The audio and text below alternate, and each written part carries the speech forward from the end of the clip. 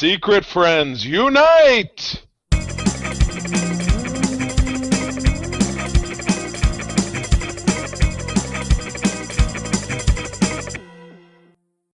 Welcome to the Secret Friends Unite 508. This is your guide to the geek side, and this is the episode where we celebrate the best and worst of all geek media for our Friendies. This, I believe, is our 10th iteration of the Friendies. Yes. Because I don't know if we did 1 year one. We might have, but it was, time or weird. Maybe it's the 11th. Right. Don't know. No one can tell. It's too hard to go back and look because those files exist somewhere. I don't even think they're on our shared drive where we pull episodes from. I have them all. I keep them all sequestered, and then I put all the video. Yep. Keeps them in the sacred vault. But I am Todd Oxtra, joined by Charlie Carden, and we are here to. We're not wearing our best and brightest, but next year, Charlie, let's get those tuxedo T-shirts. Oh, you know what? Make a note of it because we'll do it. Yep, we'll do it. Just like our look fancy. Yeah, just like our bet about how long the Volume 3 of West Coast Avengers will last until it gets canceled. You got to make a note of it. We do. We need like a vision board or a parking. They always call it in corporate America. They call it a parking lot issue when they have those big, like when you're having a meeting and they pull off those giant size Post-it notes. A parking lot issue. They always did that when I worked at. That's right. Let's put that in parking lot, which means that you'll forget to bring it up the next time, and you'll then put it on the parking lot again, right? Because no one remembered. So maybe in another 10 years we'll get it. So we have an awesome show today, super amped up to talk about the Friendies, and Todd and I were remarking we were trying to help each other just remember what came out this time last year. It's nearly impossible. So both he and I went through week by week each one of our flows. We keep all of our show flows in a single spot on a Google Drive, and this morning I went through and looked at 52 weeks of our show. It's amazing.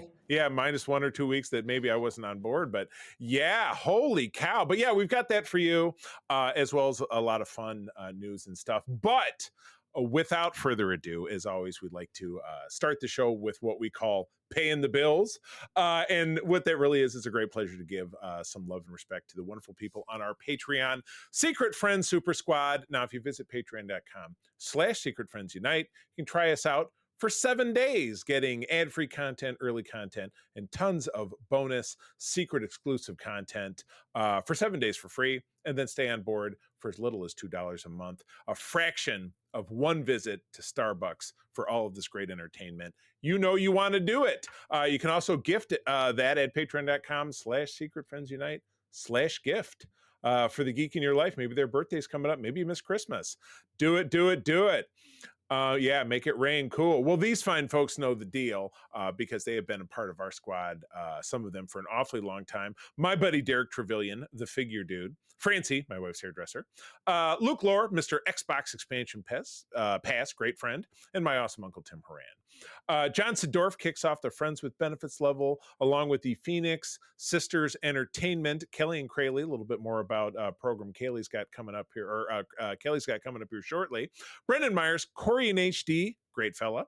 Matthew Keel, my buddy Kurt Krug, and I want to back it off and keep it serious for a minute. Kurt has been a buddy of ours for several years. He's very instrumental in helping us with a lot of stuff we do with our Spotlight program. He recently lost his older brother to a kind of a freak medical accident. Our hearts go out to Kurt. Who is just a wonderful guy that we were all at Michigan State at the same time, but never met each other back in those days, but met just a couple of years ago, and we've all become very good friends. So Kurt, our hearts are with you. And yes, please, I don't do thoughts and prayers, but kind energy and lovingness to Kurt at this tough time that I'm sure he's going through. It's very tough to lose a loved one, especially someone that you've had in your life the whole time. So, Kurt, yes, we feel your pain and send you much love. Indeed. And finally, our new friend, Tanya Lee, who is a collaborator of ours, worked on Code 47 and got her superpowers last week. So glad to have you all on board. And then finally, the folks who are our number one supporters, the awesome Nias family of the Twin Cities. Sean Stellan, Henry, I understand Sean is kind of back on his feet after having some issues with his spine in the last couple of months. He is feeling better. Yep, he had 2 bulging discs and or herniated discs in his neck, and he's getting physical therapy. And he got an injection. The injection where he told me how they did it in his neck was scary as crap. So Oh there my you go. God. Going Yeah. through the front of your neck to do that into your spine. Yeah, he's I like, mean, yeah, they could have ruptured an artery. That would have been bad. You know, when I had mine done, because I had a herniated disc years ago, it was at the bottom of my spine, and it was relatively straightforward because they go Yeah. right above it. They didn't Yep. go from behind it, so that's freaky. Yeah. Yeah, so Yeah. we're glad to hear it, Sean. But anyway, Todd, I mentioned Kelly, and we've been talking about this for the last couple of weeks. Kelly has something exciting coming up. Tell us about it, please. Yes, please check out this amazing fundraiser that Kelly is doing. It's called the Multiverse Fundraiser. It's a virtual con-a-thon and charity fundraiser all rolled into one little neat package. This year, they've teamed up with Comic Books for Kids, a charity providing child-friendly comic books to children in hospitals and cancer centers across the U.S. to raise funds for their cause. On January 24th to the 26th, they will both pre-recorded live Comic-Con style content to include celebrity, comic, and writing guests that include Creek Wilson, Lee Williams, Jerry Gaylord, John Cosper, and more. So visit www.themultiversefunraiser.com for more information and instructions on how to both tune in and contribute. Don't worry, folks. This will all be in our show notes in the podcast. When you see it, check it out. You can click the link and contribute and just, actually get some entertainment for your contribution. So check that out. Well, speaking of entertainment, holy cow! These old comic book covers from the past never fail to deliver. Back in December of 1990, my gosh, I was 13, going on 14. When I would have gone down to Argos Comics, my comic shop, I was there earlier today, and I could have picked up for the great price of $1 the New Warriors issue number 8. Now, the New Warriors was a squad of essentially younger characters, a la the kind of the Teen Titans. Some characters were new, some were somewhat vintage. We had a new version of the Nova character. I think it wasn't still Richard Rider, wasn't it? Somebody new? I could be misremembering. But Good question. It was Richard Rider. It was Richard Rider. Yes. So really, he wasn't a new character. He'd been around since the 70s. And I was going to say Angelica Houston. Angelica Jones. Yeah, Jones was Firestar, who had been around. She was a character who was created in cartoon form for Spider-Man. Spider-Man and His Amazing Friends later became a regular character. But Namorita, Speedball, and then your core very 90s-ish character was Night Thrasher. This was a figure I had once that I think I eventually got rid of because I thought, this is a dumb character. I don't need this in my collection. But he was a guy who wore basically like a bodysuit with like a motorcycle helmet, but he did have a skateboard and batons. Kind of reminds me of Kick-Ass, kind of like the body armor and a club.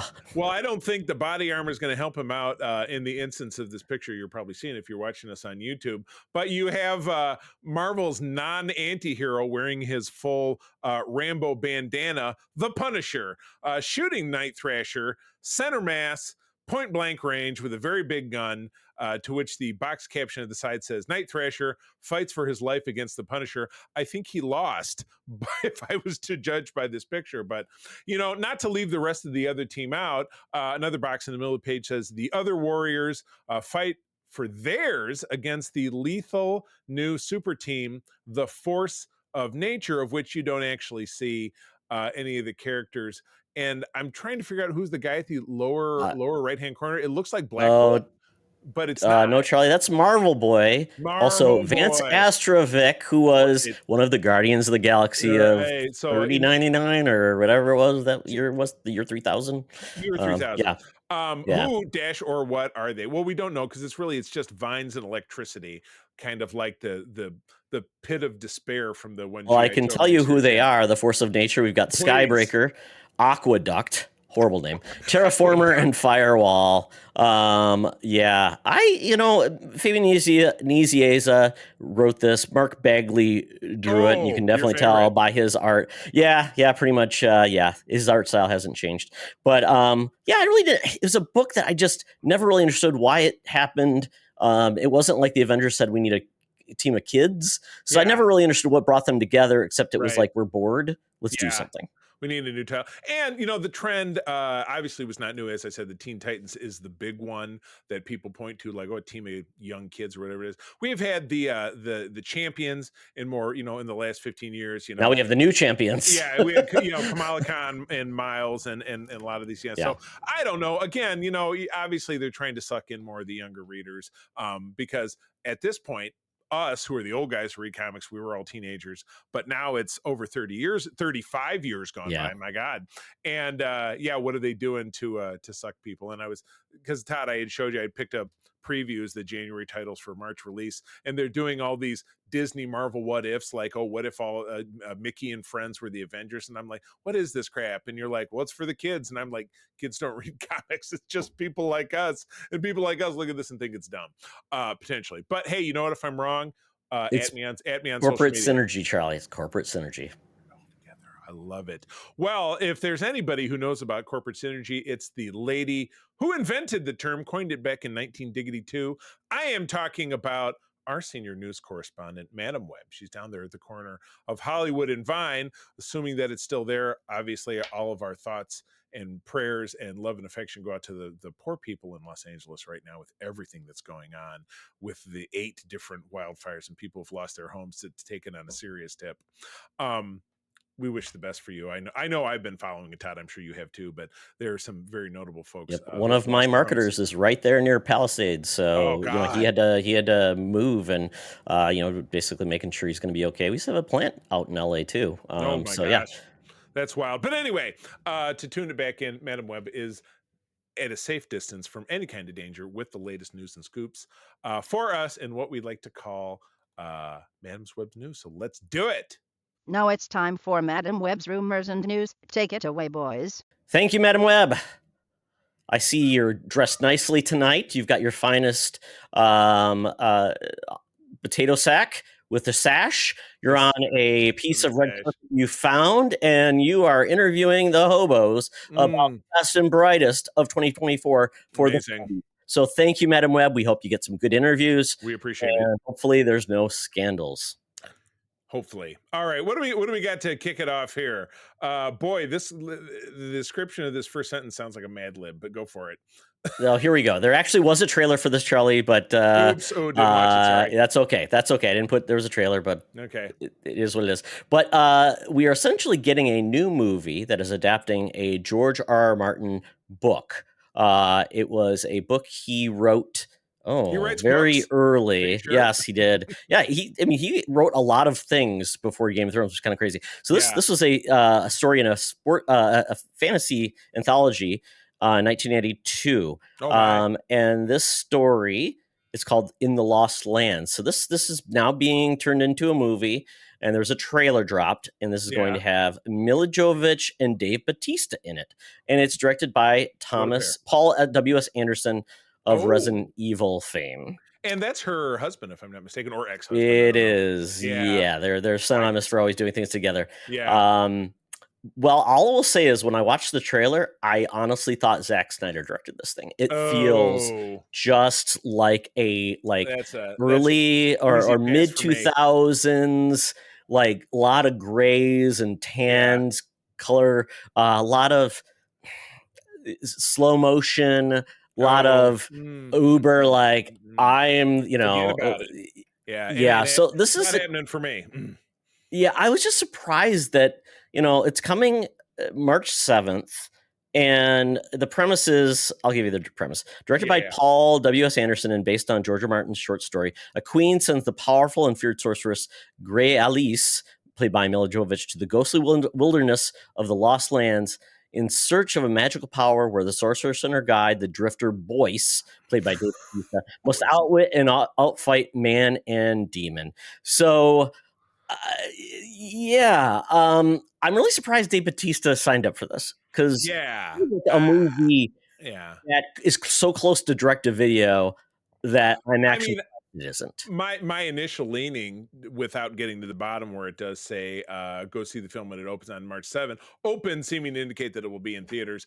I see this as the way you just described it, which I'm sure I would, and again, I didn't watch the trailer, didn't really look for it, but And again, it says it looks right like it could be ripped out of a video game, which is not my jam anyway. This has all of the elements of a shit stew for me. It just does not look like it's going to click for me. I'm sure it'll click for somebody, but seems like a big-ish budget mess. Or maybe if they're lucky and it's low production values, if it tanks, they won't get as burned. I don't know.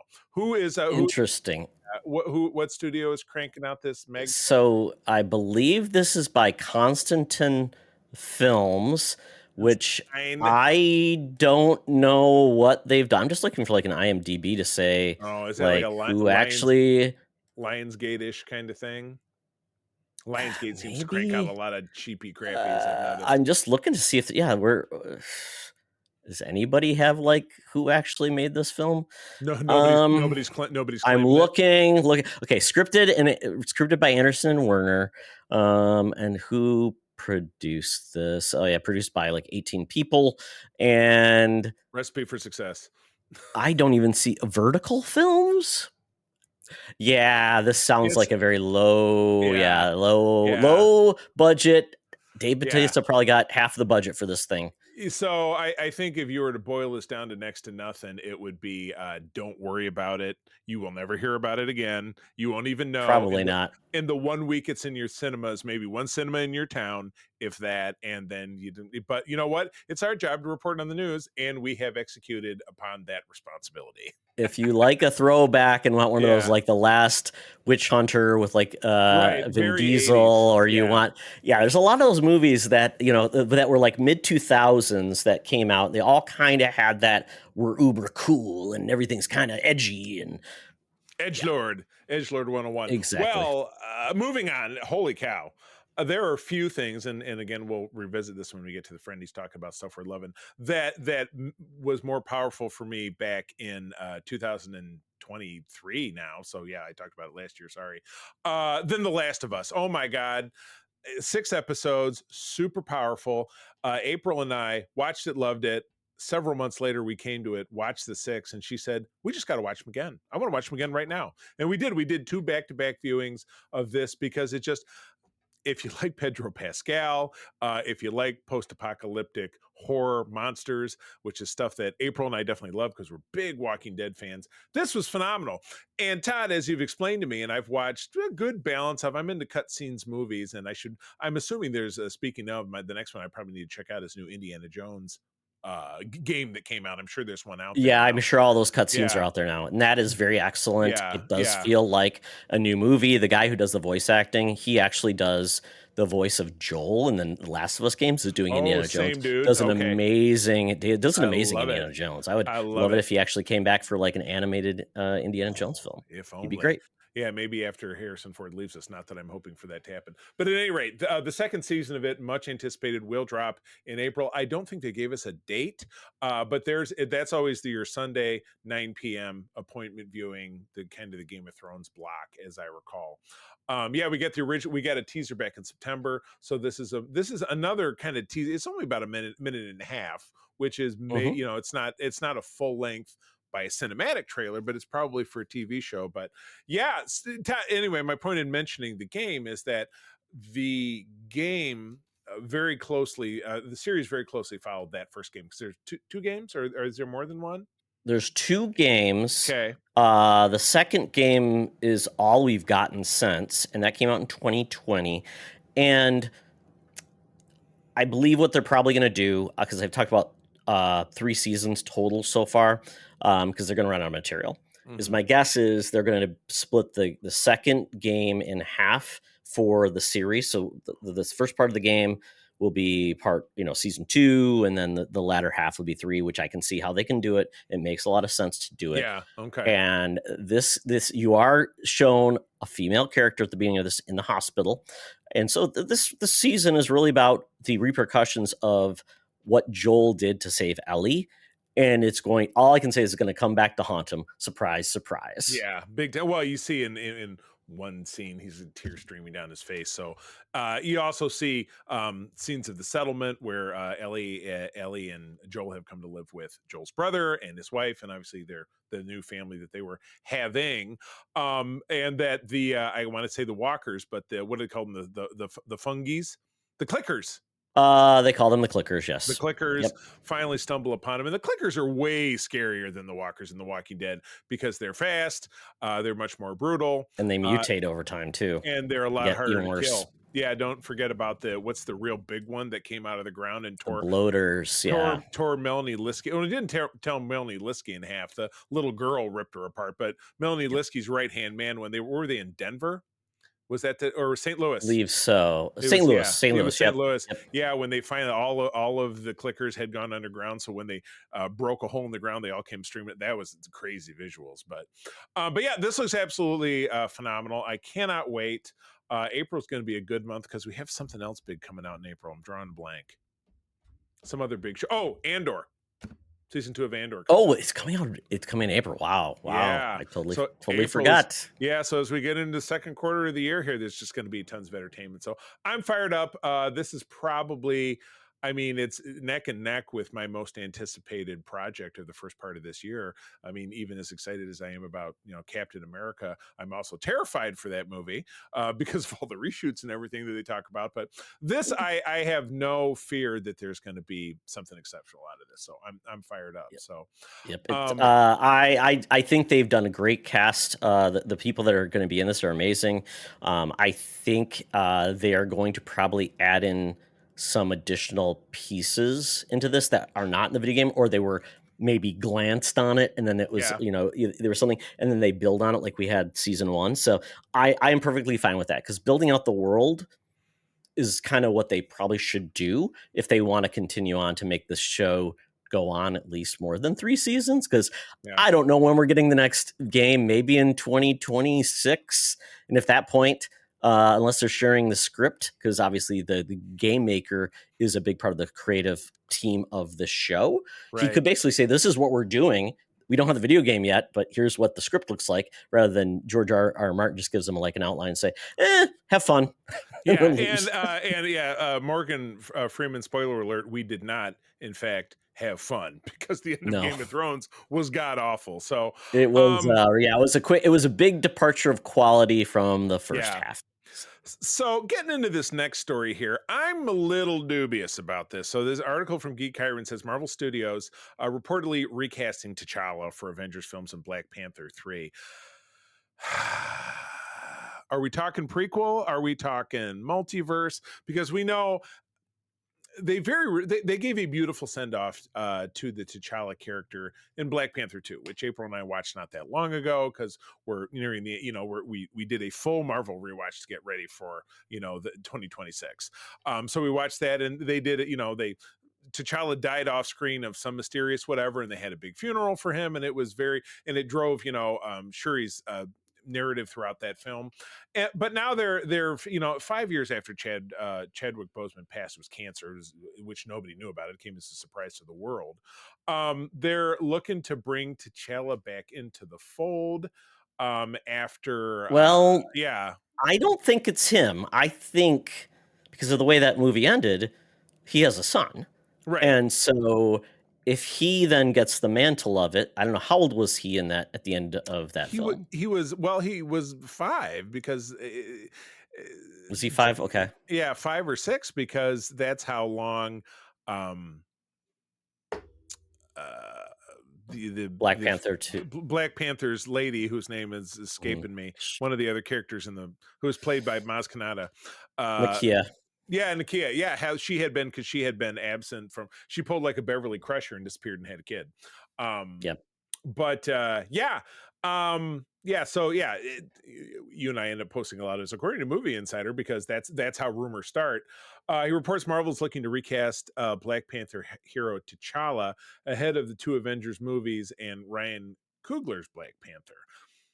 So this makes it sound like they're looking to bring the same character back with a different actor. Would they do? I don't think. That just seems very messy because the entire film of Wakanda Forever was about moving on from the untimely death of T'Challa, and so now they're just gonna kind of toss all that out just for the stunt of bringing him back. I mean, this goes on to say, would give the studio a chance to bring in a new actor while respecting Boseman's portrayal, but it could also use an older version an older version of his son. That's what you said. And of course, then there's the catch-all, which we've all really kind of come to loathe, which is, oh, there's another version of him for the multiverse, and you could. Yeah. It's very lazy to pull that I mean, out. you could do that. I mean, you could Yeah. have him show up, but to point, I don't know. Maybe he got this wrong. Maybe it's not really T'Challa. Maybe it's recast. Maybe it's his son. Somehow his son gets aged up or something. Yeah. And that's how it gets worked. I have no I problem don't- with that happening. I don't know, I don't man. know. Yeah, it's just not. It's just the whole thing just isn't grabbing me. You know what I'm saying? So I think they kind of put their flag down with the second film, and to back away from that effort, really just invalidates anything that they might have accomplished in that movie.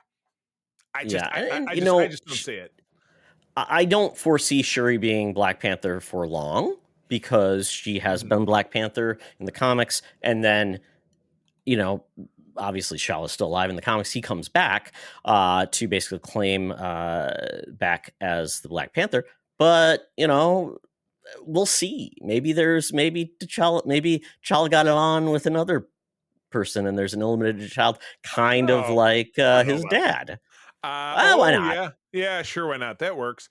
So anyway, we will find out. Obviously, it's a bit down the road because we're seeing it'll be in the next year that we see the first of the two-part Avengers Dynasty with Doomsday. Not sure how that will factor into this, but we could potentially find out. I don't know that they've slated the third Black Panther film in any kind of official parlances, unless I'm very much Not mistaken, that I'm aware of. I mean, if they have, it's years away. I mean, right. But again, this is a rumor from a movie scooper who's very well trusted in the industry. So yeah, we'll find out. But anyway, moving on. Todd, we broke this trailer several months ago, and we're now getting a full trailer for this film, which finally gives some perspective on some things that, in seeing it in the first trailer, you're like, what the hell is going on here? But Todd, you broke this on our Discord the other day. Take us through the trailer for Companion, of which I jumped in. It comes out at the end of January. I already grabbed our tickets, so we're seeing it on Jan 30. Yeah. This Geek Tyrant says it's coming out January 10th. That's completely wrong. Because I saw it, I'm like, 31st. nope. It's still Companion. We saw the initial trailer for this a while ago, teaser, and basically you see Jack Quaid with this girl, and then all of a sudden looks like a love story, and then she's sitting there at dinner, and he sets her hand on fire, and like, oh, something's wrong with this. So I thought, I bet this is some type of like AI companion or something, and that's exactly what it is. Right. She basically, we've got Sophie Thatcher, and she's a sweetie pie. I don't remember what else we've seen her in. Oh, she was in Heretic, and she was amazing in that movie. Oh, okay. All right. She is amazing. It's great. But apparently in this, she is essentially a sex robot, which everybody has in the future. But Jack Quaid, who owns this sex robot, has essentially decided to unlock some features that has essentially made AI go bad. And this movie looks crazy. Like his girlfriend knows all about this. Like they're doing some weird things. We get there's a great scene where you see her essentially unlock the app that increases her intelligence, which is scary. 40% to 100%. The hanger at the end, basically the stinger at the end of this trailer, is a couple of his buddies who are boyfriend and boyfriend, so the same sex couple. One of them's on the phone, and the other, and he's saying like, no, it's fine. She's locked up inside. She's not going to get loose. And then you see a sliding door open in the back of the house, and she come out and run away. And the other guy goes, but she just ran. I'm on the phone. Now you were saying. So, yes, but she's that's Harvey Guillen from Guillermo from What They Do in the Shadows. Yeah, he looked very, very familiar. But this is nuts. I mean, I remember from the first trailer, they were taking turns slamming each other's hands in the door, and you see a scene where Jack Quaid is getting about to shoot her in the head from covered in blood. So this looks absolutely nuts. So I look forward to, Todd, I don't know if you're going to see this right away, but I would love to talk about this in a Thunderdome later this month. I mean, I probably will, just because I tend to see a movie a week when there's things to actually see. So that's what my movie pass thing is. It's basically I get a movie free a month, and then my tickets are fairly inexpensive ongoing. So it's kind of nice. So I will definitely see it. I'm looking for movies to see. Yeah. Well, I think you can count on hearing about this one from us. So, all right. Well, Todd, this is your specialty when it comes to Star Wars. Getting away from canon and lore restraints. This has to do with James Mangold. So, what do we got going on here? Yeah, James Mangold is discussing kind of like what he's going to be doing with his movie for Star Wars. Movies, don't know yet. But essentially, his project is going to be taking Star Wars back to the beginning, 25,000 years in the past. No cameos. Basically, essentially, he's not really, like he said, I'm not that interested in being handcuffed by so much lore at this point that it's almost immovable. You can't Right. please anybody. He's absolutely right. Yeah. So basically, see, by setting this film in the distant past, he can essentially create. Unfortunately, he can create things now that trap other creators in the future. Right? He's basically that is how franchises work. Somebody is always going to trap somebody else, right? So it's unavoidable. And he said the project is going to be a sweeping epic like Ben-Hur or the Ten Commandments, centered on the discovery of the Force and origins of the Jedi Order. He says the Force has become a kind of religious legend that spans through all these movies, but where did it come from? How is it found? Who found it? Who is the first Jedi? That's what I'm writing now. And it says the Jedi Order was established around, love this time, 25,793 BBY. BBY, for the uninitiated, is before Battle of Yavin, so basically episode 4 of Star Wars. That is how all time. There you go. All time is told in Star Wars. It's either BBY or ABY.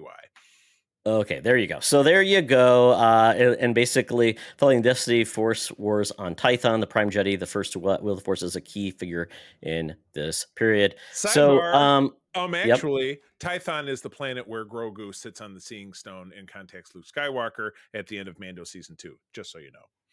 So after we said all this, sounds great. Because I always said, like, going back is awesome. Yep. Because you essentially can't have any cameos unless it's from, like, the lore legends that maybe people have heard about in maybe the EU that they're incorporating. But beyond that, we're not getting Guy Bartendo or, showing up. There is exactly one potential cameo, and I know because I'll talk about it in a moment how April and I just cycled through all of the Disney Plus Star Wars. Huyang, the Jedi trainer droid, is this old. He's 25,000 years old.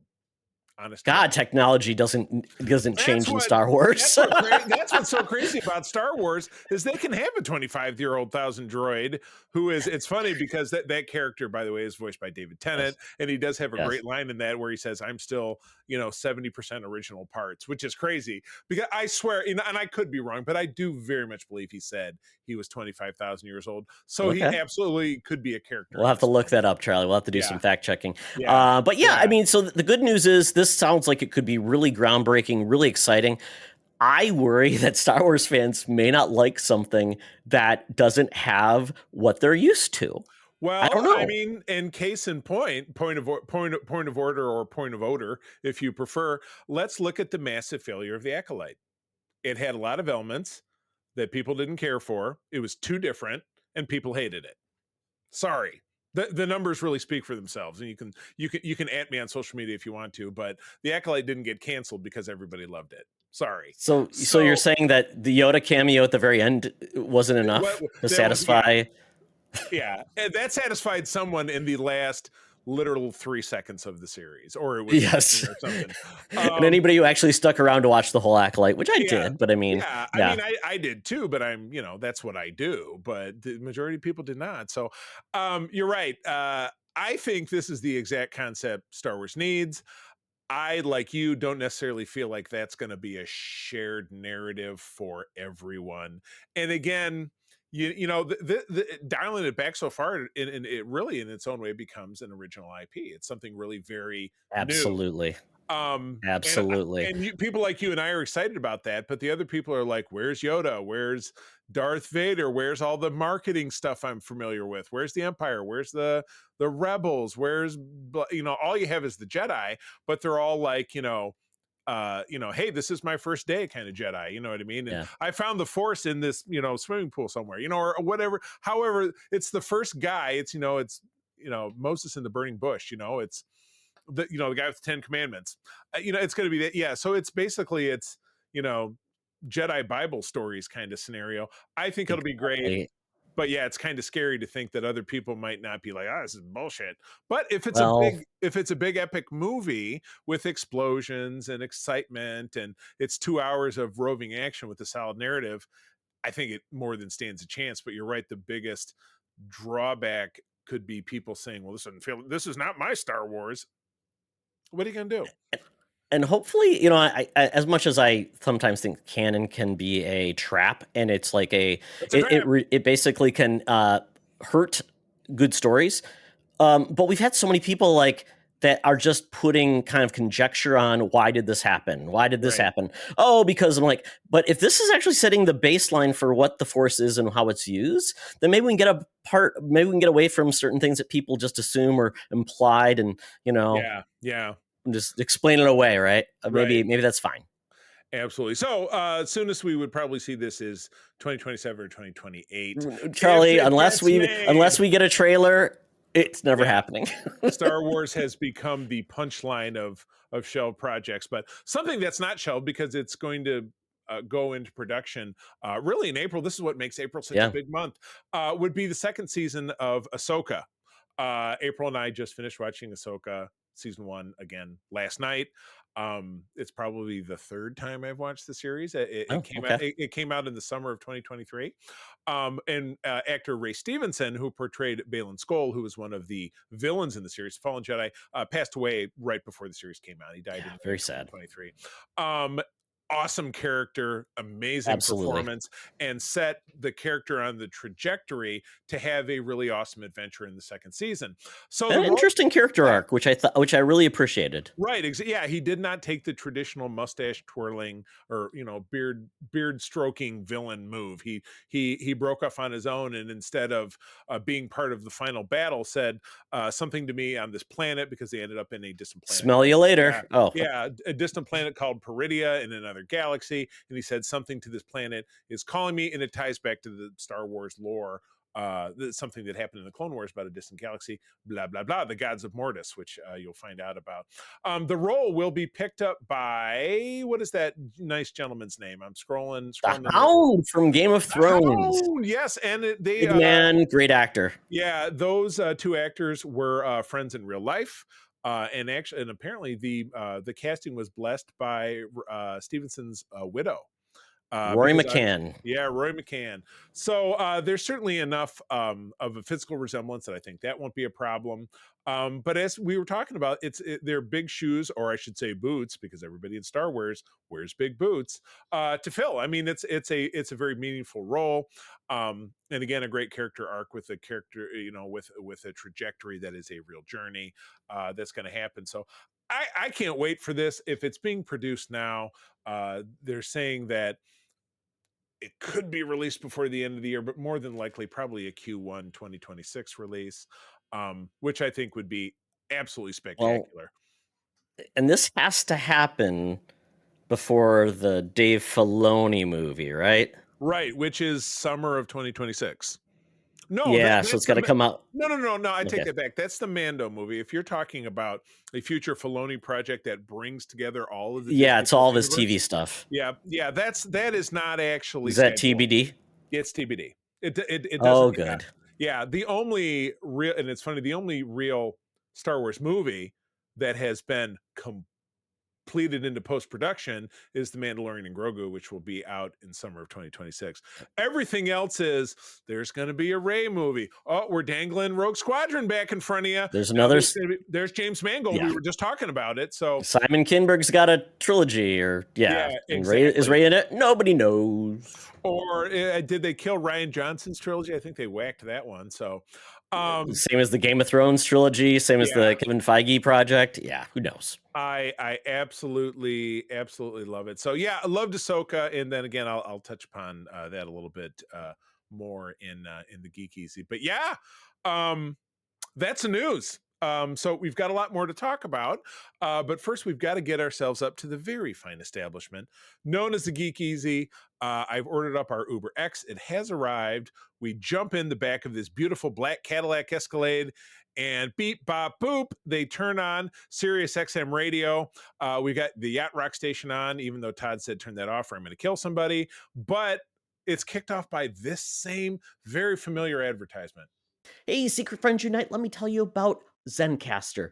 We use them for our show, and now they're supporting us. Zencaster is now the all-in-one solution making podcasting easy. It's the ultimate web-based podcasting solution. Provides high-quality audio and video podcast production and hosting. With a full suite of professional tools, podcasters can seamlessly record, produce, and publish studio-quality content, all from one dashboard. Being a creator has never been easier. And we chose Zencaster because of the ease of use, high quality output, and it makes it super easy for our guests to come on. We had multiple solutions we tried before, and Zencaster has just been the best fit for us. Why Zencaster? It's now super easy to record a podcast with Zencaster.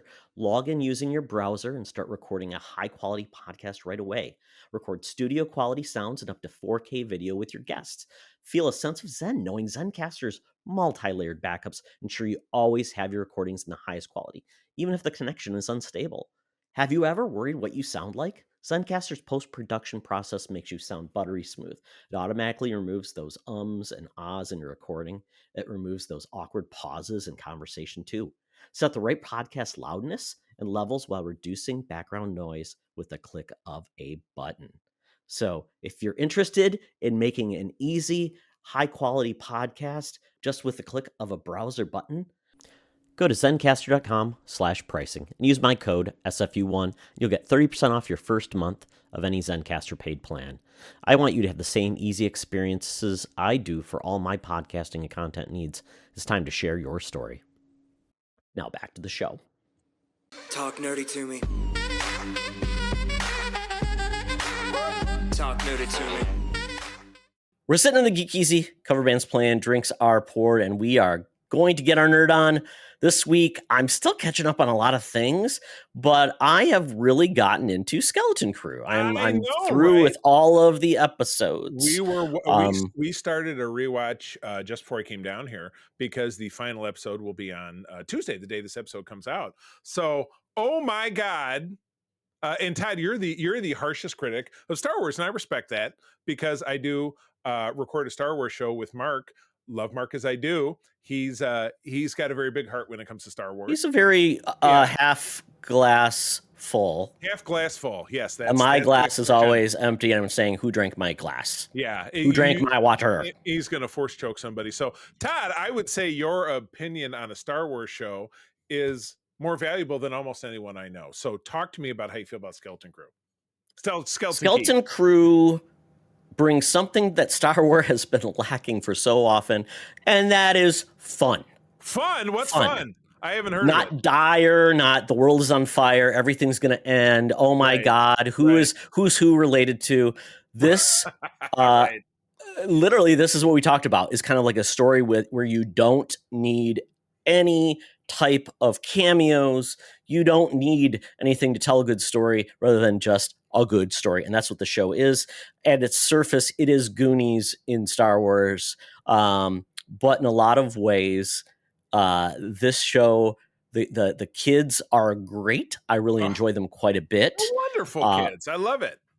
Yes. And they are kids. Kid actors are such it's a 90-10 split that the 90 being you're going to get some kids that you would want to punch if they were in front of you. Yes. Kid actors are awful. Sorry, kid actors. But from the prospect of a consumer, people generally hate kid characters. People hated poor Will Wheaton as Wesley Crusher. It's just, they're reviled. People just can't deal with it. Unless you write them correctly or direct them correctly. Yes. Children can be bad, but you can do some great things with them. Yeah. And I think what's been great about this is they are not, like, these kids don't develop into being badasses. No, they're still kids. They're scared. Yeah. They try to act tough, and then they fail a lot of times. That's what part of it is too. They fail. They end up coming out and being very vulnerable. Like, there's a great episode where the one girl who was injured and got mechanical parts and everything, basically to save her life. I want to call her R2, but that's not her name. K2. Visor Lady. Yes, Visor Lady. But she is vulnerable because she doesn't want to admit there's things she can't do with her friend, because she figures her friend would leave her behind and she would lose her friend. Yeah, and it's about these relationships that are formed. These kids do find more in themselves than they started with, because essentially, they're just suburb kids. And I've loved, I really, really love the main antagonist of this. Jude Law is phenomenal. He's charming. He's nailing it. Threatening. I like the cast of characters around it. And I like the fact that every Star Wars show has to have a robot. I like this take on a robot. It's very charming. He's a pirate. He's like, "Arr," and I love it. I love it. "Arr, Captain," and he's got the little mouse living in his eye socket, and it's just everything about it is great. Yeah, it's fun. It does have moments that are kind of scary. With Jude Law's character, because if you've been listening to us over on Holocron, I from the beginning said, well, I think this guy is he's gonna be nice for a while, he's gonna be bad for a while, and then maybe he'll have some redemption at the end. But oh my god, we're at episode 7, and no spoilers, because but please tune, if you do want spoilers, please tune into us over on Holocron Chronicles, which comes out every other week. He's gonna have to stretch for redemption after what happened in episode 7. There's no doubt about it. It's pretty rough.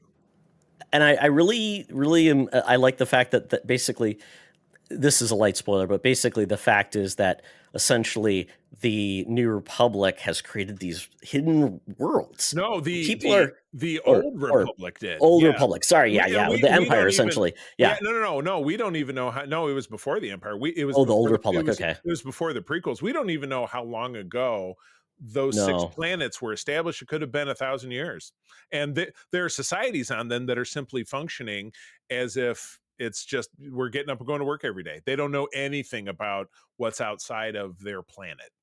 Exactly. It's like those Japanese war veterans are like, don't know that war ended, and that's exactly people think of this place as a legend, and they are unaware of what's going around in the world around them. Right. And I appreciate that as a unique take on a story. So I really like this. I hope we get more things like this where it's can be lighter fare, and to balance out a lot of the themes we've gotten lately, which is just so like overbearing and everything's sad. And Star Wars definitely needs, and it's funny because we're going through Peter and I over on Code are going through one of the seasons of DS9 where it's the Dominion War. So there's heavy. There'll be a Ferengi episode, heavy. There'll be a Ferengi episode where it's light or something like that, and then they'll go back into heavy instead of just something I don't really appreciate about more modern sci-fi, maybe Discovery is an example, is that they just beat you over the head with sad, scary kill, boom, kaboom, boom. So it's a good balance. If you've not tuned in, obviously it's on Disney Plus, so do that. So perfect for kids, the whole family. It's really a good show for Star Wars. I'm glad they did this. Agreed. Well, to keep this theme going on, Skeleton Crew somehow tipped me off to the fact that I wanted to watch Andor again, and oh my god, holy cow, that's just such an incredible show. And again, if it's a Star Wars that could win over Todd Oxtra, it's got to have something that almost anybody could access and like. So we blasted through that, and then April was like, let's do Mandalorian again. Watch Mandalorian again. It's easy. It's 8 episodes. It's a total of 25 episodes over 3 seasons. It's easy to watch. Went from that to then watching the Book of Boba Fett. If you start to look at the Book of Boba Fett as part of an overall story, it gets to be less annoying that a big chunk of it is about the Mandalorian. There are parts of it to appreciate, and then moved back into Ahsoka, and then watched a little bit of Rebels and stuff. So I find that the sting of all of us saying, well, I think this is terrible when the Star Wars stuff first comes out is lessened. Get to love it a little bit more over time. And maybe it's kind of absence makes the heart grow fonder because the content is so spaced out because of the nature of streaming and the writer strike and COVID and so on and so forth has made things, further apart. But yeah, I'm on a real Star Wars kick right now. I'm loving it. But it also makes me sad that we're only likely to get Andor season 2, maybe another Tales of the Jedi kind of thing around May the 4th, and then another seasons of Star Wars Visions, which was just not it's anime, so it's not my thing. But I do appreciate that other people can like it. So, but yeah, I'm digging it. And again, obviously it's all on Disney Plus. You probably have Disney Plus. And if not, it's worth getting, especially with Andor coming out. But Todd, first movie of the year. We went and saw it last night. My wife lost her phone in the restaurant, and we had to deal with that this morning. That was not fun. But this movie was it was funny. I'm like, we got to get out and do date night, whatever it is. And so it was 3 or 4. It was earlier this week. And what's coming out? Something called Den of Thieves 2. I'm like, okay. I said, that's a Jerry Butler movie, right? Isn't it a movie where he's in a police station and he's got to escape? She looked it up and she said, that's not what it is at all, but it is on Max. Let's watch it. We had not seen this movie at all, Den of Thieves. It came out in 2018. It had the guy who was porn stash from Orange is the New Black, Pablo Schreiber, Liev Schreiber's brother. It had Halo Man. Yeah, Ice Cube Jr. Yeah, Halo Man. Had Ice Cube Jr., so Shay Jackson Jr. Jerry Butler was the star. It had 50 Cent was one of the bad guys in that movie. Oh, really? Oh. Yeah. So jumping back in, because we had some kerfuffle there, but yeah, the issue with this movie to me is that the first one was very off the rack, domestic, thieves of money or whatever. The second movie picks up, almost all takes place overseas in Europe, so Italy, France, whatever. It's supposed to be like your international man of mystery. Jerry Butler goes over to finally catch up with Ice Cube Jr., and it's super long and dull. That was what April and I were talking about. It's so dull that only the last 25 minutes there's any action going on that's at all interesting. It was interesting. Bad. It was a sequel that by no means needed to be made. That being said, the small theater that we were in, absolutely packed. Absolutely packed. I don't know if it's because the weather was bad or because this was the only thing that came out this week, unless I'm very much mistaken. So I am definitely curious to see the box office numbers for this movie for this weekend, because it was not at all good. It was an IP I didn't know anything about, and people went to go see it in droves. I don't have an explanation. I swear the first movie sounded like it was like a direct-to-video thing. I don't know, man. But anyway, really bizarre. But it's out there now, and I do not recommend it. I thought it was super boring. Some of the acting in it was really hard to stomach. And yeah, you really barely needed to have anything to do to see the first one. So yeah, that's all I got. So with that, that's the end of the Geek Easy. Todd, the time has come. I'm so excited. It's time to roll out the reddest of red. Well, you've already got the red carpet. I guess I've got to jump there and join you on the red carpet for the 2024 Friendy Awards. Let's do it. Welcome to another edition of Thunderdome. Thank you, Tina. The mutants have been gathered for a topic or game to be entertained, and this week we have the biggest night in entertainment, actually the biggest Saturday afternoon in entertainment. That is the 2024 Friendy Awards. This is where we celebrate and pan the best and worst of 2024 with geek media. That's movies, TV, collectible comics, and a look back at the year of nerd. So Charlie, we always start with our news stories of the year. So I put down 8 of them, but obviously a lot of these are similar themes, good and the bad. So I'm going to start with the first one.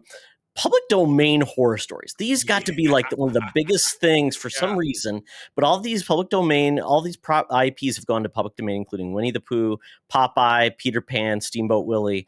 And now they're all horror films, which I think is a weird place to take them too.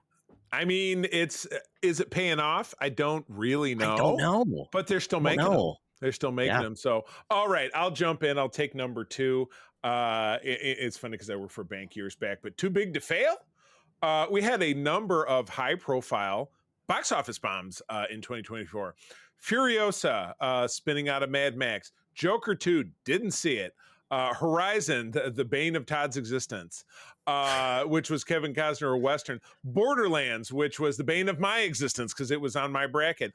And Megalopolis, which Francis Ford Coppola made with his own money, which made like $4 million. I mean, oh my God. He couldn't find a distributor for it, and he finally found one that's like, so basically nobody took any risk on this film, and it just was crazy. And the funniest part about all this, Charlie, is Kevin Costner essentially was doing great big business over on Yellowstone, and he gave it up for this project, which you own it, Charlie. So I'm waiting for your review.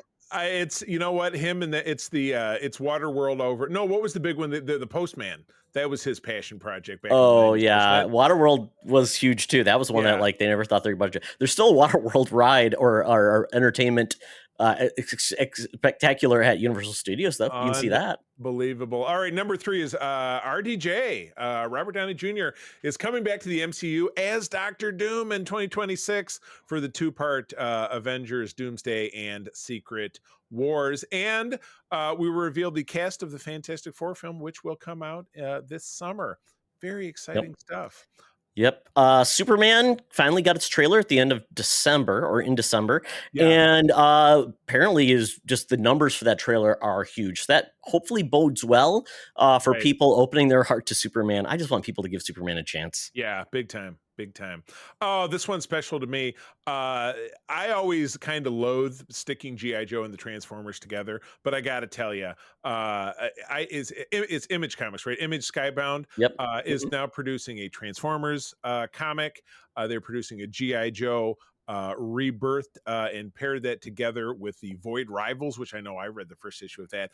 Absolutely spectacular. I love the new G.I. Joe stuff. I'll talk a little bit about it in my selections as well.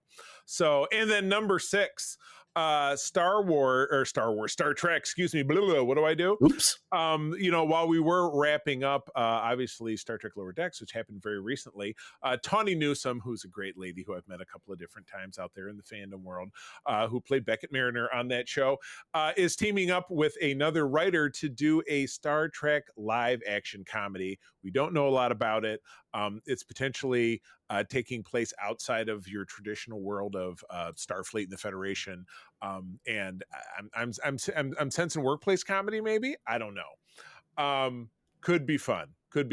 And then also, if you're tuning into us over on our Patreon, Todd and I just today recorded a great blurb about DC's new Absolute line. We read the first couple issues of Absolute Superman, Batman, and Wonder Woman.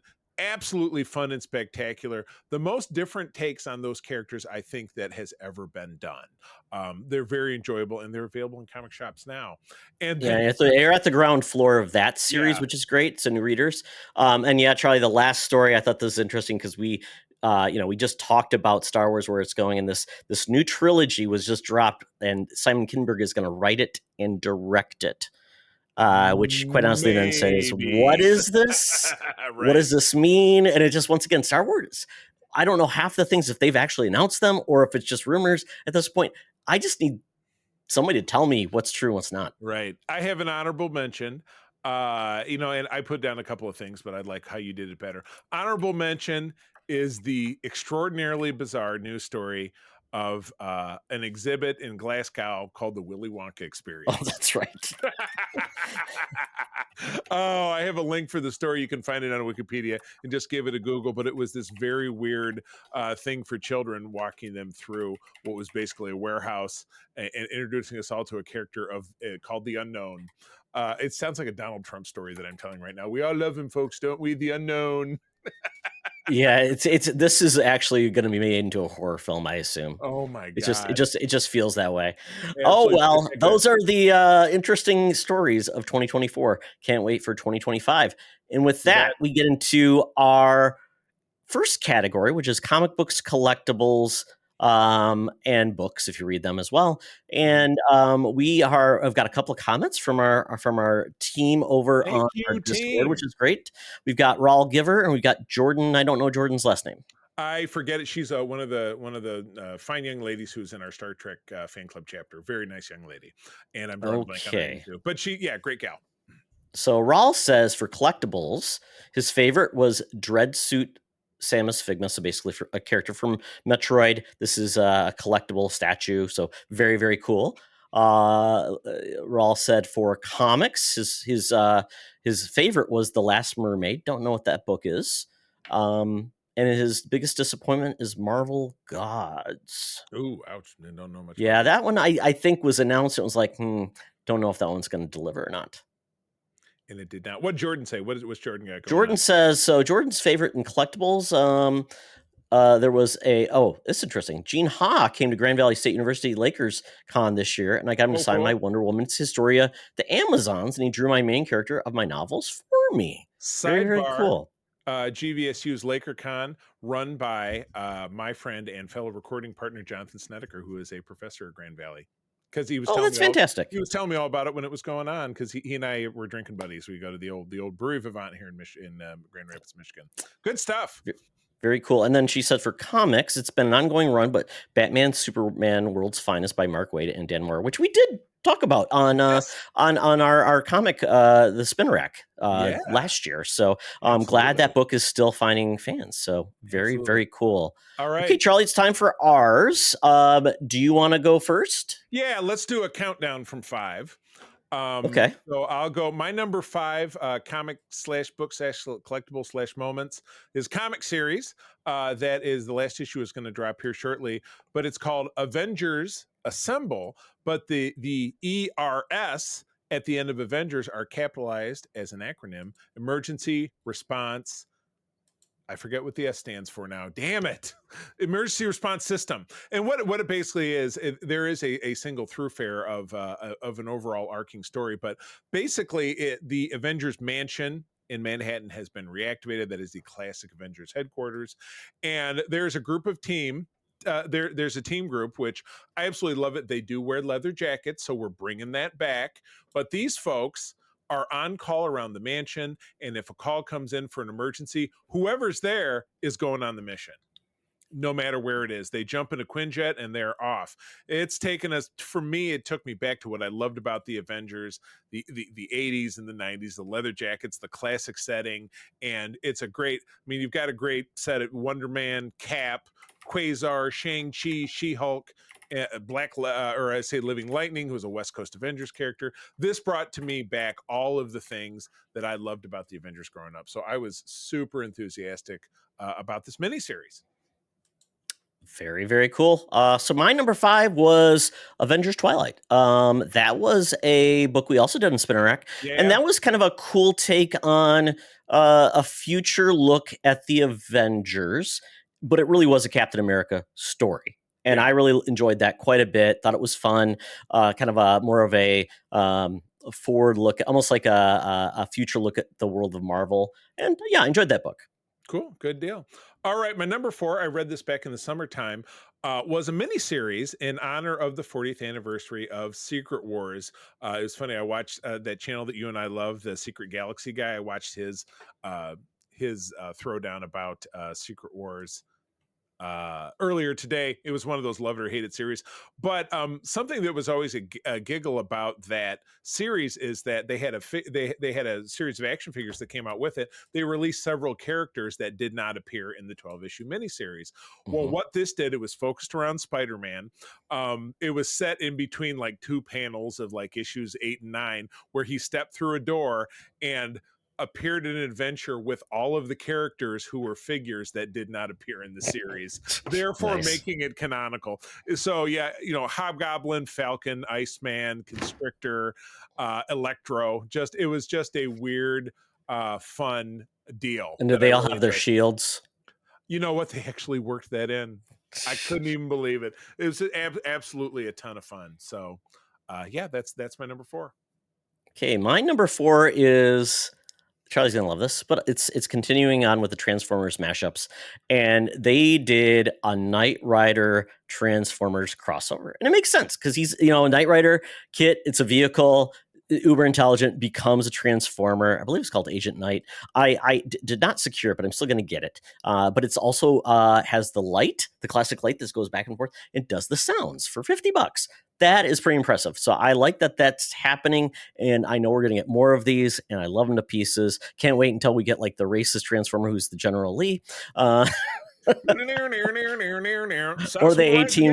A-Team van. I mean, you know, it's basically Ironhide at that point with a mohawk like Mr. T. Cannot wait for that to happen too. So there you go. Oh my goodness. Knight Rider Transformer. I love it. All right, jumping into number 3 is a YouTube program. So which is not exactly a TV show, but I'll call it a moment.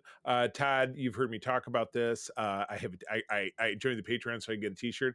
The YouTube channel That Aged Great, which is by a comedian. I'm drawing a blank on his name, and I believe it's his brother who's his. Basically, it's like a radio show where his brother just It's like he's Ed McMahon. yeah, like laughs at everything. Yo. But Yep. what they're basically taking is movies largely from the 1980s, but some going further and some that are a little newer, and just giving them the what it looks like in modern parlance, and just absolutely tearing it apart. So think about movies like One of the Guys, or Revenge of the Nerds, or Milk Money from the 90s, or Hard Bodies from the 80s. Just really bad. They're doing what we do, Charlie. They just Yeah. don't do it in like a full segment. Theirs are pretty Yeah. short, right? Yeah, it's 10-minute segments. If you join the Patreon, you also get expanded versions to each over about an hour that are audio, which I enjoy listening to. But yeah, it's a lot of fun. I absolutely love what these guys do. So I highly recommend it. A lot of their content is paywalled, but some of it is available for free on you. It's paywalled like our stuff is. I'm not going to knock on them. I'm not going to drag them. They're doing what we do. But yeah, it's a lot of fun. Go check out the free content, and then certainly feel free to tune into their Patreon because it's totally worth it. I have a lot of fun. Perfect. My number 3 was the Magneto helmet I got as part of like the X-Men 97. Yeah. I actually used it for an event I went to this year. So I liked it. It's not exactly great to wear. It's not exactly like, it needs more padding or something to hold it there. Is it like this Cobra Commander helmet? Oh, it's over there now. Does have, in like my X-Wing helmet, does have padding on the inside, but that one doesn't, huh? It's got some, but not enough. It definitely does. And when you do not have hair, you basically got your skull. You need a little more padding. So you don't have any padding. Yeah. If I was ever to wear it again, I would definitely put in more padding to make sure it doesn't clank around my head like that. But it's very cool, very fun. Yeah. It hangs up there, and it's a nice little piece. So I like it. It wasn't very expensive. Very good. Number 2 for me is a bona fide collectible. It is my last big HasLab. That would be the G.I. Joe Dragonfly. This is my second in the G.I. Joe classified line. This is the second one they produced, but not the last. They produced another one this year, which I did not pick up upon. The Dragonfly is essentially the Army's Apache helicopter, which is very big in the 80s. But it's beautiful. It's to 12th scale. It has a lot of, it came with basically 6 figures? 5 or 6 figures with all the different unlocks, which were classic characters released that had, some of whom had not been seen today. One of them, which was the co-pilot, Glenda, was a female version of Scarlet that was from G.I. Joe in the G.I. Joe series in South America. So it was a very, very much deep cut that even I wasn't aware of. Super cool. I've kind of reached end of the line with the G.I. Joe classified series because I got a lot of them, but I kind of got where I needed to get, so I'm kind of done. But it's a wonderful series, and it's a super, super duper cool collectible. But it was a Kickstarter, and your only way to find it is aftermarket. The good news is we bought 2. If you really want one, you should drop me a DM because I have one to sell. That is still in the box, still in the shipping container, so it's completely virginal and unmolested. Oh, thank God! I'm glad. Right. I mean, I would hate to know if something was molested and not find out. Precisely. That's a horrible term. Let's just not use it anymore. Okay. It's canceled. There you go. My number 2 was the Cobra Commander / Duke comics. I didn't read all of the GL comics, but really enjoyed those. Thought they finally put great talent on those characters and regrounded them and brought them into a modern landscape. And it basically was resetting everything. So you didn't have to worry about like, oh, we gotta, pay attention. Oh, we're going to have Cold Slither be on an episode. Maybe that'll happen in the future. I don't know. Right? Yes. But they're just really highly enjoyable books. Absolutely. There's obviously the Scarlet and the Destro book, and now there's going to be the ongoing book. So that has me intrigued to see how it goes. And because I've already been reading the Transformers and the Void Rivals. So I'm glad it's all working out. It's good stuff. Yeah, I'm a huge, huge fan of that series. That was actually one of mine before I found things I liked it more. Well, here's my number 1. This would be, and I talked about it last week, and you can see it right behind me, the G.I. Joe Image Skybound Marvel Comics compendium. This is the Kickstarter I chose to do this year. It was $300, which it kind of sounds like a lot of money until what you get, which is every single solitary issue of the 1982 to 1994 series, plus special missions, which was a side series of about 30 issues. You get all of the G.I. Joe Transformers miniseries, also from the 80s, and the Order of Battle as well. And all the unlocks included different stickers, different posters, patches, trading cards. It was just absolutely spectacular, and they're in bound volumes with the nice coating on the side, and it's like you're reading a Shakespeare text from the year 1700. It's just absolutely fantastic. So I was super enthused, and it was worth every nickel. My number one was the Amalgam Omnibus. Talked about this actually on the podcast last week. It's pretty great. Getting a book that, which I own a lot of single issues, but the fact that these have not been able to be purchased in a new format in over 30 years and probably won't again, is pretty amazing. So I would say, folks, if you're interested in the Marvel versus DC Amalgam or the Marvel versus DC Omnibus, get them while they last, because unless something changes, they will be very hard to get, and they'll be on eBay. Get him. All right. And my disappointment, this will probably not be surprising because I feel like I probably drop this every year, but you know what? I'm disappointed by it every year. Over in retail, the two action figure lines that I continue to collect are the Marvel Legends and the Star Wars Black series. We're seeing prices start to creep up. We've added $3 or $4. But we're also seeing soaring clearance, both at stores like Target and then at Ollie's, which is a chain here in the Midwest. Stacks and stacks of these figures pouring in for $5 or $10. And it's absolutely, and if you really want to get a figure and try to do something to support the line and help it to go forward, you're really not going to find it at retail. It's very sparse. I would love to just order them at my local comic shop, but I know even my local guy has a hard time getting these from Diamond. So, the retail model between these figures is super broken, and it just continues to disappoint me. Yeah, I mean, back in the day, Kmart, Walmart, whatever, it was just that's where you just bought your $5 figure, and then going into this more high-end line. It just, I don't know who it's for except for a niche audience that at that point, they're not going to probably go to Target to get them. I don't know. It's a weird pursuit, but you know what? They'll stop doing it once apparently it stops making money. So true. In some ways they're still making it. So what about you? My biggest disappointment was probably the new Ultimate books. I just did not see anything there. I've heard the Ultimate book with the characters, like the team is supposed to be good. Okay. But I just found not much interesting in the takes on these, kind of like with Absolute. I really like their take on these. These ones just felt like it's more of the same. So I don't know. Just didn't resonate with me. I read a few of the Spider-Man ones, and like they have the X-Men one that I really didn't care for. So I mean, that one did feel a little bit different because it's like very anime. It's a different approach, but still, the Black Panther and the X-Men one just wasn't doing it, or the Spider-Man didn't do anything for me.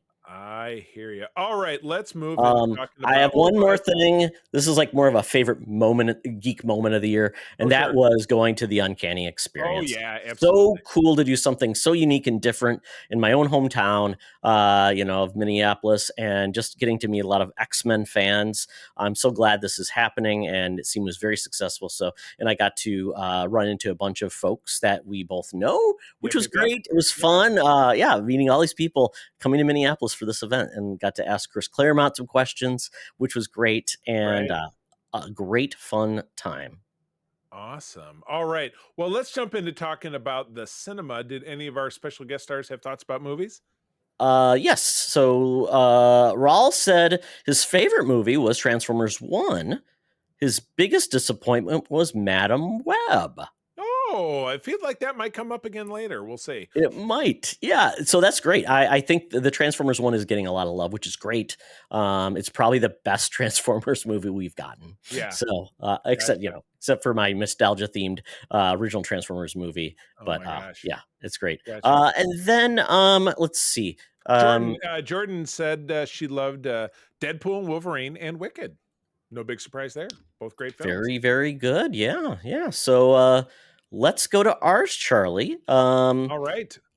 I'm not sure why I covered it up, but there should be new to you favorite, biggest Yes. disappointment, and top 5. So I think they're all there. Absolutely. Yep. All right. And Well, disappointment. Yep. we'll start with the top 5. My number 5, and this was a highly anticipated movie for me, was the Civil War. Not the one with the Avengers, but it was Oh, the yeah. one that would talk about what a civil war would look like in the United States. And I was really looking forward to this one, and I was not disappointed. So it was a chilling tale of something that, Todd, we all thought was going to happen in this country anyway, and it still might after January. It was in my top 10, Charlie. It was Yeah. a very good movie. Yeah. Yeah, It was a absolutely very loved good it. year. Okay. So for my top 5 movie was Furiosa, a movie that just, I love the action, no fat on that bone, and I love just the way it was told. Disappointed that obviously, Yeah. and it's a prequel, but to a character we didn't know anything about. So it's great that it happened, but obviously did not do well enough that I think that the Mad Max universe might be going into hibernation. Yeah, I hear you. Well, my number 4, no big surprise because it probably ends up on a lot of people's list, is Wicked. Again, I've not seen the musical. I was totally aware of it. Everybody knows about The Wizard of Oz, obviously, since it's lived in our culture for nearly 100 years. But I adore this. I'm a musical guy going back to my teenage years when I was in musicals, when I was in high school, and I love music and I love quality performers, which we saw in spades in this. And I loved the kind of the touch on magic and a little bit of the Harry Potter vibe that this gave me. So I had a lot of fun watching this. It was an enormous success that'll be followed up by another enormous success at the end of this year when the sequel comes out around Thanksgiving. For good. For Horrible name. good. My number 4 was Dune 2. Dude. I thought it was breathtaking to watch. Really love the fact that they landed the ending. The performances were amazing. Austin Butler didn't have an Elvis voice, which was great. And I just loved that this type of epic movie came together, and people really enjoyed it. Did very well at the box office. Absolutely. All right, number 3. Legacy sequels are dicey, but we got one that was a total joy. That would be this fall's Beetlejuice. Michael Douglas. His name is actually Michael Douglas. That's true. True. I believe Yes, I said it. But that's true. We know him better as Michael Keaton reprising the role from 1988, bringing back Catherine O'Hara and what's the woman's name? The mom, Lydia. Winona Ryder. Thank you very much. And the every gal Jenna Ortega as the young daughter was a combo that was. Can we just call her the every goth? Because it seems every like goth? No, because we also have Mia Goth, so that could get confusing. That's true. But anyway, delightful film, had a lot of fun, and I believe it did well. I think it was Did very well. Was well received. So I'm glad to hear that. So yeah, that's my number 3. My number 3, Alien Romulus. Alien's a series that hasn't had a lot of juice lately, but I thought this brought it back, put us back in a very similar situation, but with more of a almost like kids go into a haunted mansion type of thing. Yeah. And there's ghosts, except there's aliens trying to kill you. Yeah. There was a couple of elements I thought were a little cheesy. Like there's a line that I'm like, yeah, they didn't need to do that, but I really was charmed. I love the tone. It felt like I was back in like that 80s aesthetic tech, with the big buttons and everything. So I really enjoyed that movie quite a bit. And Aliens looks like they're going to have kind of a renaissance. Yeah, renaissance. Yes. Number 2, I'm right on board with our pal Raul. I loved Transformers 1. Transformers has had a horrible legacy since the early aughts because of Michael Bay, with bright spots here and there, but this really delivered in an animated format, which is how Transformers was given to us back in 1984. So for me, that's really where it is on my heart. And it gave us a prequel that still didn't feel irrelevant because prequels are such a mixed bag. So totally dug this. I assume that there's going to be a sequel to this at some juncture. So I look forward to seeing it. It didn't do very well financially, which just really sucks. Considering the horrible Transformers movie did really well financially. Yeah, that is, people do speak with their wallets, but people are also stupid. So yeah. Exactly. So the next time we see the Transformers, it might be teamed up with G.I. Joe on the live screen. That could go horribly wrong. I'm not looking forward to it. I hate to say it. No. My number 2 was Deadpool and Wolverine. Great film. in regards to just two franchising characters I absolutely adore that are now officially part of the MCU. It delivered so much, and I'm so happy it came together. Love this movie, Deadpool and Wolverine. Precisely. Well, dovetailing in, that is my number one film of the year. The MCU has been in a funk since the end of Endgame. We've had some highs there's some middles and some lows. But this put a punch in with a fan favorite character. It was a love letter to the end of the Fox era of the X-Men films, which were also a very mixed bag. But it also took really the Fox Marvel in general, with a great cameo by Chris Evans as the Human Torch from the Fantastic Four films from the aughts. So this was delightful. I've not gone back and revisited it, but I will be watching it soon because it is the end of the MCU watch through. So look forward to it. What about you? What's your number one? This is really surprising, but when I think about it, I'm like, wow, this movie really landed for me. And that was Quiet Place Day One. Oh yeah. I really just, I had no preconceived notions. I haven't even seen two, but with this, I'm like a prequel. I mean, I just thought the performances and the impact and just the thoughtfulness of this Yeah. it wasn't like anybody won or anything was solved. It was about survival and Right. those two characters and just their relationship and what delivered. Yeah. Just really, and the sacrifice that was made at the end was just like very touching. So Quiet Place Day One. Thank you. I dig it. Good deal. All right. New to me favorite. I'm lucky because when we do Shocktober, we watch older films. So I picked out an ironic favorite because it was so silly, was Return of the Living Dead from 1985. It was it was between that and The Fog, and I was more entertained by Return of the Living Dead.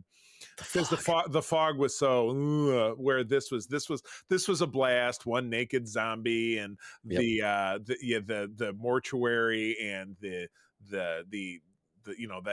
vivisected dog was alive, and it was a lot of fun bits. It's a goofy film, yeah, it was a lot of fun bits. I dig it. What about you? Mine was Rise of the Planet of the Apes, a movie series I said I wasn't interested, and I saw the first one.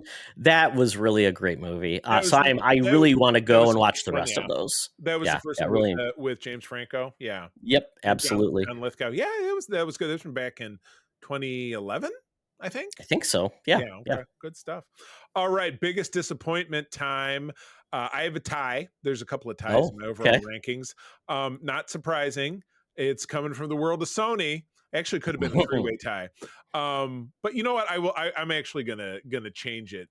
No, I'm gonna make it a three-way tie. Madam Web plus Venom 3 plus Craven. It was a 1, 2. Really? Craven? I thought you said Craven wasn't the worst. It's a tie, but it's barely a tie. But definitely Venom 3 and Madam Web were just trash. I just don't know how they can do so bad. But the good news is, as near as we can tell, the reign of terror has come to an end, and things are going to start in a different direction. We will see. We will see. So, what about you? This was I took more disappointment. Like I wanted it to be good, and I wasn't sure. And that was Trap. That was a movie where I root for M. Night Shyamalan. I'm like, oh, this could be really interesting and look really good. I like the cast and everything. And then when it happened, I'm like, what are you doing? Exactly. Yeah. So not very, M. Night's probably on one of those downturns. Yeah. We'll see if he gets another upturn. That's his career, though. He's like John Travolta. Yeah, he's going to do a Look Who's Talking, and then he'll come back with Pulp Fiction. He endures. All right, let's move on. Charlie, I want to end on a good note. I had an honorable mention of a movie that it's not the greatest movie in the world, but I just thought it was just so charming and different, and I definitely think everybody should watch it. And that's Lisa Frankenstein. A goofy, fun, different type of horror comedy film. Romance. I thought it was absolutely charming, but obviously not my top 5, but really hit me in a different place. I'm like, okay, good job. All right. Okay, let's move on to TVs. TVs. Oh, yeah. I've got a TV for sale if you want one. But what did you just do? I'm moving our listener stuff. So, You freak me out. So we'll start with Raul. What? Stop doing that. I'm trying to read it. We'll start with Raul. He did like a show called Scavenger's Reign. I don't know. I'm not familiar with that one. Sci-fi, HBO. Okay. I believe it came out last year, but yeah, I watched one episode of very unique science Okay. fiction animated Gotcha. science fiction show. Gotcha. And Jordan was enjoying something called Dr. Odyssey. She felt it was going to be a turn my brain off show, but I'm obsessed in doing character analysis and like it's not high art, but it's way deeper than you would think it would be. Well, you know what? Entertainment is where it's at. That's why we watch these things. So good deal. Okay. And Jordan's biggest disappointment, probably Oh, gotcha. 911 and 911 Lone Star current seasons. The pacing issues are Lone glaring for Star! 911, and Lone Star is giving me whiplash. Wish some of its plot choices. Isn't that the one with Rob Lowe? Yeah. And Okay. I know Angela Bassett's in maybe the other one. I could be wrong. Wasn't it like a hurricane of bees or something on that show? I think I remember that. Like, oh my God. Diego. It's entirely possible. All right. Well, let's kick it off. My number 5 favorite television program was Fallout. Right on the heels of how much we loved The Last of Us. This delivered. It was a lot of fun. Ella Purnell she's also a Star Trek alum because she voices a character over on Star Trek Prodigy, which we're hoping is going to come back. And she really delivered. It was a lot of fun. And of course, we had Wally Goggs. Walton Goggins is the cowboy guy. And just a lot of great appearances. I really definitely enjoyed that one. Absolutely. Great show. My number 5 was Echo. Once again, one of those shows that came out seems like forever ago on Marvel. A character I was like, I'm not interested in this at all. And then when I watched it, I'm like, this is really, really entertaining. It was really delivered for me. I know some people just dismissed it, and I don't think many people watched it. But really, Echo, having that character coming from, where that character was in Hawkeye, and then actually getting fully developed, really delivered for me. So yeah, Echo's number 5. Excellent. Number 4 for me. The Walking Dead is such a mixed bag these days. I didn't love the one they did in New York City with Maggie and Negan. Carol and Daryl is kind of, but the one I really buckled down and paid attention to was The Ones That Live, which was the Rick and Michonne one. I forgot that came out. Yeah, I know. That's why we go through these flows and it sparks the attention. But this came out in first quarter. I know we watched it right when we got back from the cruise, which was in March. And it just they really delivered. The villain of that was Terry O'Quinn, who's a Michigan native, but you love him from shows like Lost. Yep. And it just I really absolutely adored it. I think they did a good thing where they landed 2 of the most important characters from the franchise back to a good place. So I absolutely dug it. I'll have to believe you because I have not watched it. Well, it's there to be seen. With the next, of course, it is. The next time you tune into AMC, that is. Okay. Right, my number 4 was Fallout. Once again, Charlie, you already talked about it. Just great way to utilize an IP, but do tell your own story, and that's exactly what Fallout did. Because there is really no set story in Fallout. There is one like overarching story in each Fallout, like you have to save your dad or something like that. Yeah. But they just said, hey, play in the world, and delivered, and they captured what the world is like, and I just so happy it turned out good, and it's coming back, and people are excited for it. I love it. Good deal. Well, my number 3 is probably a little higher on your list, or maybe it's a lockout, but that'd be X-Men 97. We've been looking for some animated gold to come back to Marvel to compete with DC, because that's really where DC lives. So we went the nostalgia route, but it tapped into something that is so core for not only people like you and me, Todd, but even really the next generation younger than us that were actual kids back in 1992 when that X-Men series came out, where we were in high school. But this hit all the notes. It gave us some intrigue of bringing in some other characters from outside of the X-Men verse, like Captain America. Love seeing him. Did we get a Spider-Man in this one? Did he make an appearance? I almost feel like he did. Okay, gotcha. I should probably go back and give it a rewatch, but I adored it. And again, I know it tied in very closely with several very key 90s storylines that happened with the X-Men. And that's something that we comic book lovers can really appreciate. So they did it. They did it, and it's going to be back for 3 seasons, seasons 2 and 3. I think 2 more. Yeah, 2 more. I think, yeah. All right, good deal. All right, what do you got? That's my number 3, Charlie. X-Men 97. I thought it would be your Great. number one. I was Yeah, surprised. great modernization of what they did back in the 90s, but the animation was so much better. I thought writing and acting was so much better. Yeah, So, and they very- brought back some of the yeah. original cast in actually different roles. I did get to see some of those actors at the Uncanny Experience, which is very cool. But yeah, I just love it how they've adapted more stories from the comics, which is great. And maybe animation is the way we do that, right? Maybe Yeah. that's how we get comic stories adapted versus the MCU's take on it. Right. And this makes me feel very promised that we're going to get more animation from Marvel that will be serving a different audience than maybe the Yeah. MCU does, which Very is maybe good. like more classic stories on the screen. Yeah, I will tell you, those couple of episodes of X-Men 92 we watched that was hard for me. Did It's not bad. care for it. No budget. Yeah. Yeah, it was rough. Yep. Yeah, exactly. Well, number 2 for me is easy because we've already talked about it back in the Geek Easy Skeleton Crew. What a great show. Love having Star Wars be fun again. Love engaging characters. Love a different take of a story, kind of a mystery. And you don't really know how it's going to end, which because we get the finale this week. So I'm into it. I like you. I want Star Wars to continue to take a Deep Space Nine approach to heavy, light, heavy light. Don't make everything so gloom and doom. Give us something to look forward to. So what about you? Number 2 is Shogun. This was the adaptation of the James Clavell novel. We had previously gotten something similar in the late 70s, early 80s. And this was highly focused from a Japanese perspective rather than the Westerner.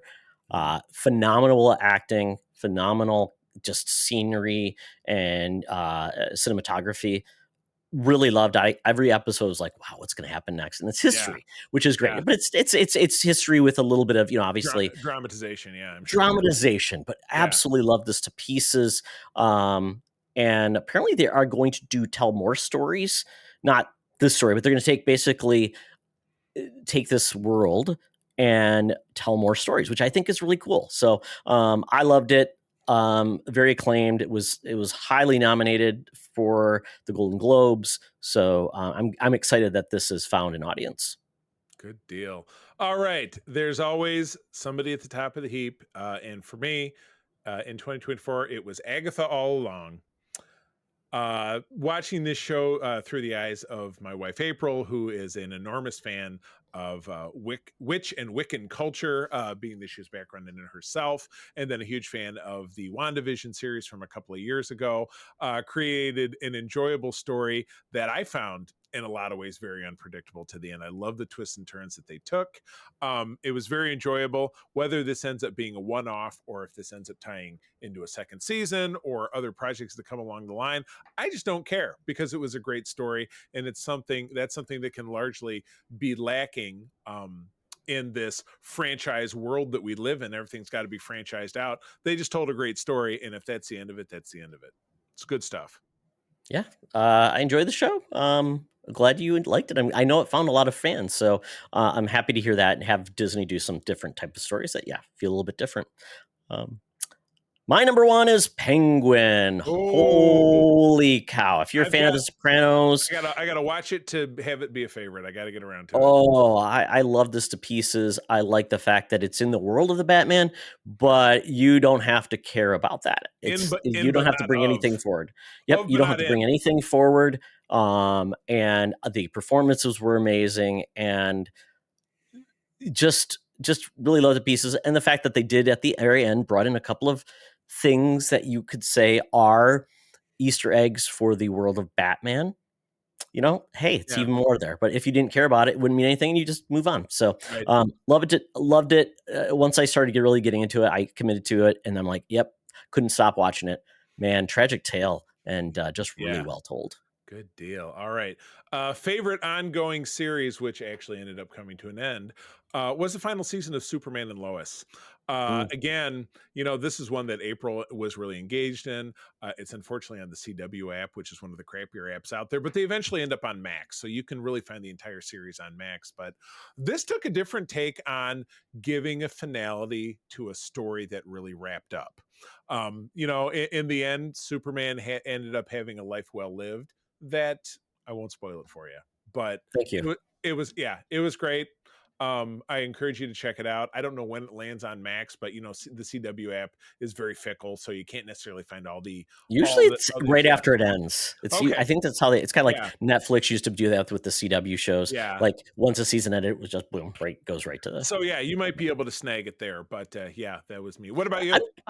I'm glad to hear it. I liked what I saw. I just once again it was out of sight, out of mind, and I'm like, oh, that sounds cool. And the one thing I just couldn't get past was Michael. What was his Michael Kudlet and his weird take on Luther? Yeah. Like, it was very different. It was very like biker gang Luther. It was very bizarre.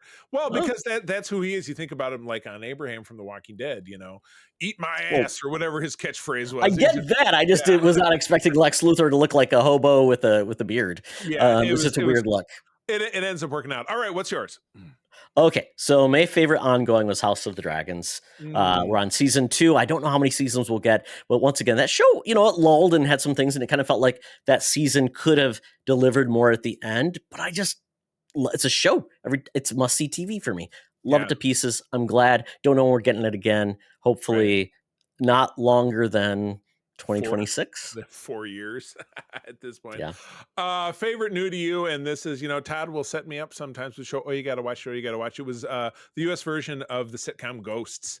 We discovered that earlier this year. That is over on Paramount Plus. They are now in their 3rd season, maybe 2nd season. I'm not sure. 4th? I don't know. Yeah, could be. But it's delightful. It's got the nice young lady who was Liv Moore on the was it iZombie?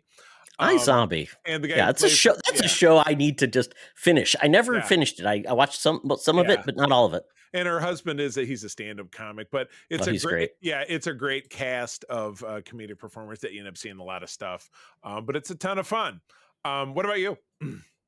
Mine is a show that I really enjoyed watching with my son, and that's Cyberpunk Edgerunners. This is and it's only 1 season, as far as we know. It's basically an animation based on this series, this video game series we love to pieces, and it's basically a slice of life about these characters that are basically in the future, kind of like mafia people, but it's all cyberpunk. So you've got like people that have been turned into cyborgs and things like that, but it's a lot about heists, but also kind of the bad things that those cybernetics do to you that can make you but it's over the top, it's very adult, but my son and I are enjoying it quite a bit because we both played the game, and so it's been a great thing to bring us together, and it's something that I'm like, oh, I like the way they've done this. So that is my favorite new to you. Yeah, good deal. All right, biggest disappointment. This is my second tie. And one is not surprising, one might be, but I'm guilty because I continue to watch it. But biggest disappointment is The Acolyte. We don't need to go over that ground again, keep beating that horse into glue, but it just did not. The director was very intended. I'm going to give you something that's different, and you're probably not going to like it. Well, you did, and you got canceled. So you did it. Who's laughing now? And the other one, which I continue to watch, is Tyler Sheridan's new show, The Landman. Billy Bob Thornton is the star. He's great. I like Bad Santa is a Christmas movie we don't rewatch. This show brings out the absolute worst in all of the things about Tyler Sheridan. It's very sexist. It's forcing characters down your throat, trying to make them interesting, and they're not, trying to force plot lines into characters that are dull and bloated, and it's just going nowhere. And something I noticed about both this and The Lioness, which is his other show on Paramount Plus, they take every opportunity they can to drop F-bombs, like it's a challenge. And it's just, how it's like with bad language, I hate it when it's used ceaselessly, like dropping a goddamn here and there. It's a goddamn this and a goddamn that. This show does that ad nauseum, and but I still continue to watch it. I just hope it gets canceled so that I don't have to get dragged. So it's your junk food. It's your junk food. Yeah, it's my junk food. So what about you? All right, take us home with yours. It's so funny because there's you haven't met him, but he's part of the nerd chat, and we podcasted him before on the video game show. He loved some shows, but then he said like Landman's one of his favorite shows. I'm like, so I was just trying to get a basis of like, should I watch this show? But after you told me, like, no, I think you confirmed my suspicions, but maybe it's just, it hits right with some people, and maybe people just want to see Ellie Lerner naked. That makes it good enough. And you do not constantly, but you definitely do see there. Okay. There is some boobage in this, without a doubt. But yeah, it's very dull and sexist, and your suspension of disbelief will not carry you through this show. Okay. It goes too far. Good to know. Well, I also share my biggest disappointment with you, Charlie. The Acolyte. Very disappointed that they kind of built up some characters that I thought were going to be a mainstay of the show. And it turned into something where I felt like we're trying to make X happen. And it just didn't work for me. Tune in next season for X. They were putting all these things in place. Oh, you got to tune in next season to see. Yeah. And it was like when I think either you and I have talked about this, or this came out. I think maybe Mark and I talked about this on Holocron. When you spend a freshman season trying to build interest for a payoff that would be in a second season that may never happen, you're toast. It's just not going to play, and that's what we got. Yeah, I also thought the characters just were not well written, and then they basically, the plot was like this character is solely committed, and then it's like, no, I'm not interested. Then moving on, and like just the motivations and all these decisions these characters made, it was just like, who approved this? Who's the producer that said this is a bad idea? So I don't know. Yeah. It just did not deliver for me. Let's see. Oh, and I had one honorable mention. Did you have an honorable mention, Charlie? I did not. Go for it. Mine was Dead Boy Detectives. This is based on a Neil Gaiman comic series. I watched a couple of it and really enjoyed it, and I'm gonna watch the rest of it. But it was canceled, and very sad thing. But it was kind of doing something very fun and enjoyable. That I just wish we got more of shows like this. But being on Netflix is often a curse. It is, yeah. Seems easy, and ends up being the double-edged sword. Well, that's it for 2024. We're headlong into 2025. Got a lot of great content coming up. Got a lot of bad movies coming up, one of which I've already seen. So I kind of popped my cherry for 2025. But yeah, that's the show. Folks, as always, thank you for joining us. Todd, where do people find you out there? They can find me on Blue Skies at Todd Oxtra, at Secret Friends Unite, also on the Threads, but that's probably not going to happen as much now that the Zuck has said we're getting rid of fact checkers. So Threads is also under the Facebook. So it might be going away, but until I do, I'm there at T Oxtra at Secret Friends Unite with dots. Yeah, I will keep plugging along on my three main socials. I don't count Facebook anymore, but that would be Threads, Instagram, and Blue Sky. I am at the C3, TheCeeThree. But first and foremost, and something that hopefully will not get affected, is our Secret Friends Unite Discord. That is where we're having all of the fun chats, talking about all of the stuff that you see here and very much more. So pop on over there and join us there, because we'd absolutely love to have you. And with that, friends, I'm going to tell you one more time, thank you for joining us. I'm going to tell you that sharing is caring, and to keep on trucking. Be the hero, not the villain. In a truck. And the winner is you. This podcast is part of the Secret Friends Unite podcasting network, available on Apple Podcasts, Spotify, and podcast services around the galaxy, as well as video on our YouTube channel. You can support Secret Friends Unite by becoming a Patreon member, get bonus programs and more over at patreon.com/secretfriendsunite.